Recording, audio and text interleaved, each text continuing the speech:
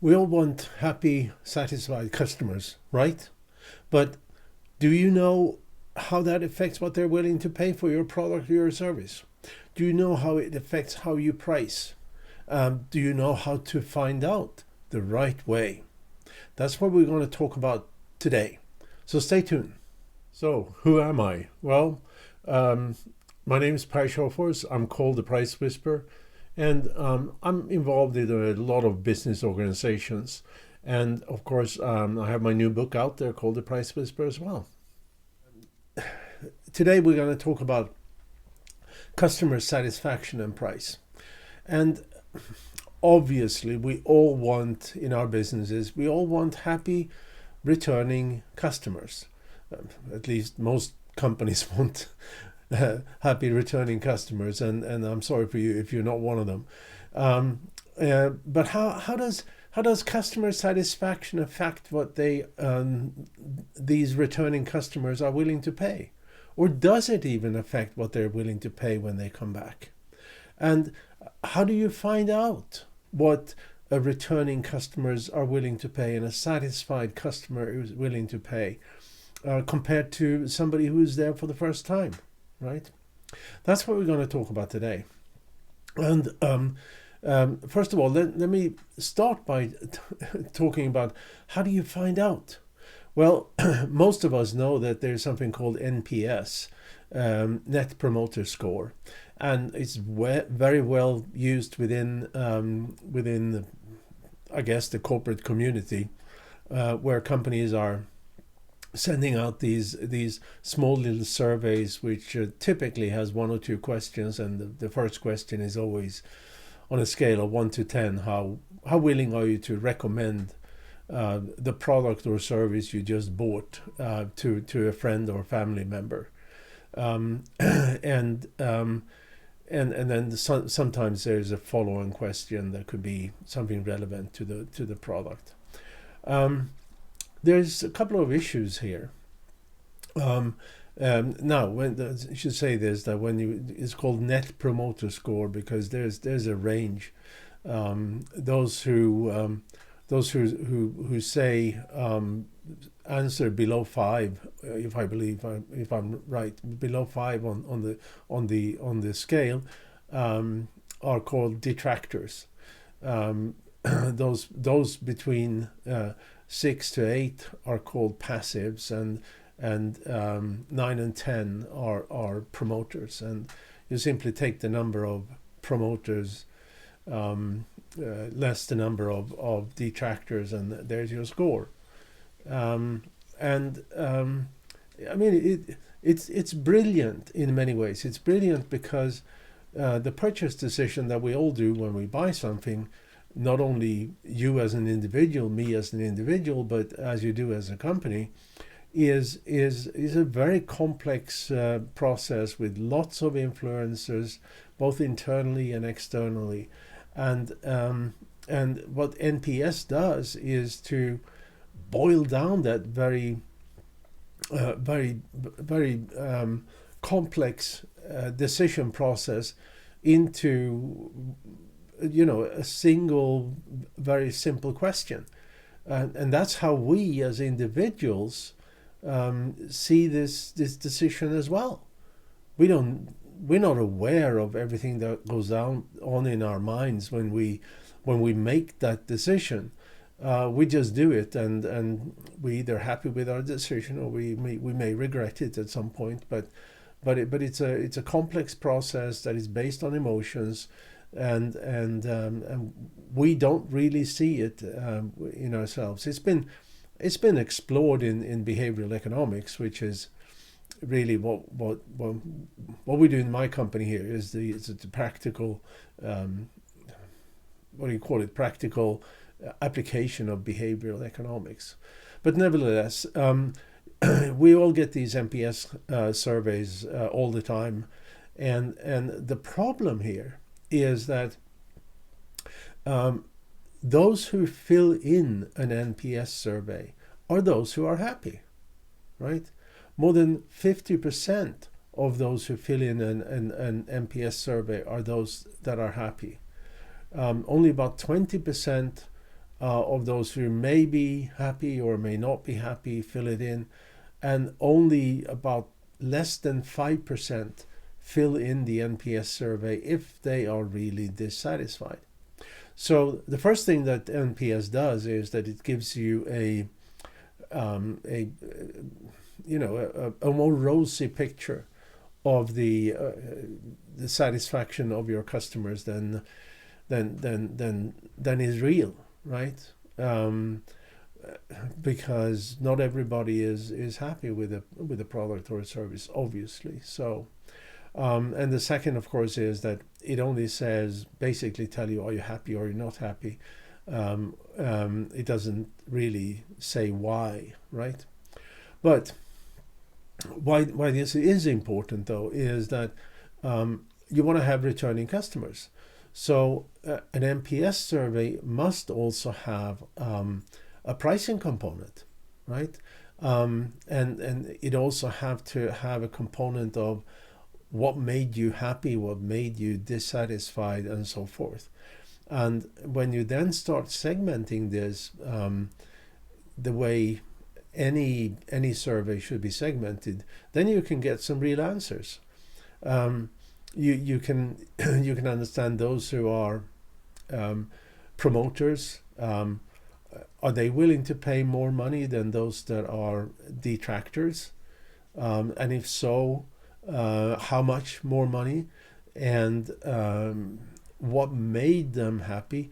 What made the detractors not so happy? What specific product or service features, functions, or the whole experience of doing business with your company made them dissatisfied? That's what you want to know. And how does that affect what they're willing to pay?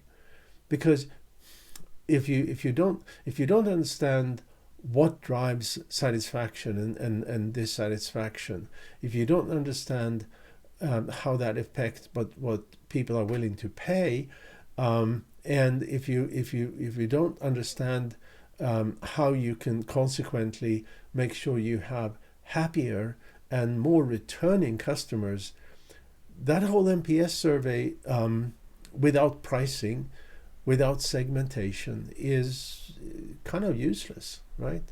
It's great for the maybe for the CEO when he or she walls into the board meeting, with the paper saying our NPS score is great, But if it's not great, but then it doesn't tell you what to do, right?